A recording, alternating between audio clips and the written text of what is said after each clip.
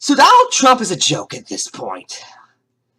He recently, even though we are only in mid-October, peddled the war on Christmas complete nonsense in a half-hour speech. Now, TYT cut it down to about 3 minutes, so we're just going to play that. Enjoy. We are stopping cold the attacks on Judeo-Christian values. You know, we're getting near that beautiful Christmas season that people don't talk about anymore. They don't use the word Christmas because it's not politically correct. You go to department stores and they'll say Happy New Year and they'll say other things and it'll be red. They'll have it painted, but they don't say, well, guess what? We're saying Merry Christmas again. And as a Christmas gift to all of our hardworking families, we hope Congress will pass massive tax cuts for the American people. The American founders invoked our Creator 4 times in the Declaration of Independence. 4 times. How times have changed, but you know what? Now they're changing back again. Just remember that. Religious liberty is enshrined in the very First Amendment of the Bill of Rights.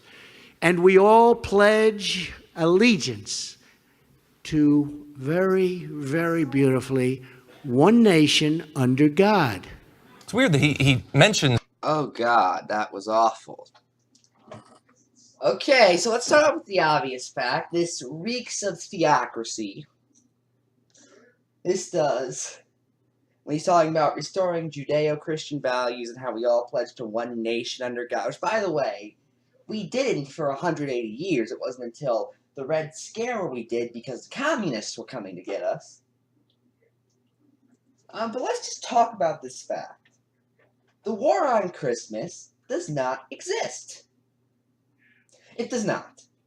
It was made up by Bill O'Reilly in the 2000s to push his victim narrative, but it is not an actual thing that exists in any reasonable form. And let's say there is. Let's say there is a war on Christmas. Christmas is winning. You know, he says, no one says Merry Christmas anymore. Yes, they do. Specials still play every year. I'll tell you, I've seen more, even today, in they supposedly politically correct area. I've seen more Christmas specials made over the past decade than I have Hanukkah specials, or Kwanzaa specials, or Ramadan specials. Now, granted, there are quite a few, like MLP, for instance, just made up a holiday called, like, Heartswarming Eve or something. However, that was basically Christmas.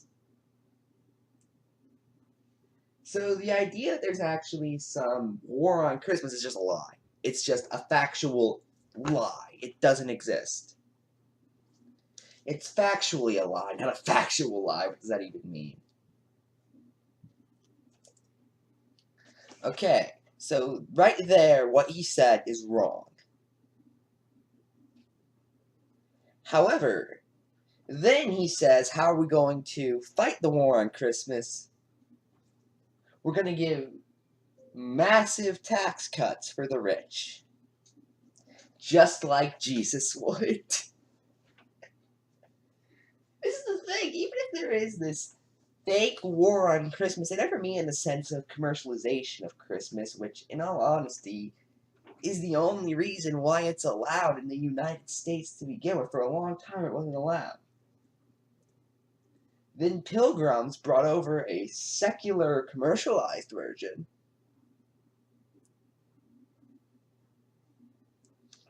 And that became allowed. So for all you people who hate commercialization of Christmas, well, hate to inform you, but that's the only reason it's allowed to be celebrated to begin with. At least, there's a chance it would have probably been in some way not banned somewhere else, or people would have started disobeying it and eventually just become one of those laws no one follows. That's besides the point. But for that matter, he says, what's his solution? Tax cuts. Now, I've covered this before. His tax cuts aren't real tax cuts. They do give a 4.6% tax cut to the people in the highest bracket. They, however, also give a 2% raise to people in the lowest bracket. So what Donald Trump is basically saying is 2% more on poor people can make up the 4.6% less on the richest. That just defies all common sense. But even then, that's not a tax cut. That's a tax increase.